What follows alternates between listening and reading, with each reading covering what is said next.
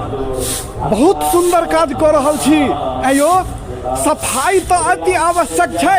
हम ललित नारायण झा हरिहरपुरिया दुर्गा मंदिर प्रांगण से बाजि रहल छी। देखियो भूतपूर्व मुखिया जी से सफाई कार्यक्रम में लागल छथिन। होबे के चाही।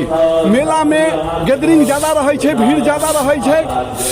आ जो सफाई नहीं भेले तो केना दुन देखे में लगे छे। सब आदमी तो सब बात बुझते छिए। तो भैया अहाँ सफाई में लागल छिए सुबेरे से तो बड़ नीक लागल देख के। सफाई होबे के चाही। पावन के मतलबे होइ छे सफाई। चाहे वो तन के सफाई करूँ, मन के सफाई करूँ, आई बतन के सफाई करूँ। हाँ, जो सफाई नहीं, स्वच्छता नहीं, आत्मा स्वच्छ नहीं, देह स्वच्छ नहीं, आई जमीन स्वच्छ नहीं तो पूजा नहीं कर सके। हाँ, आराधना नहीं कर सके। सबसे पहले चीज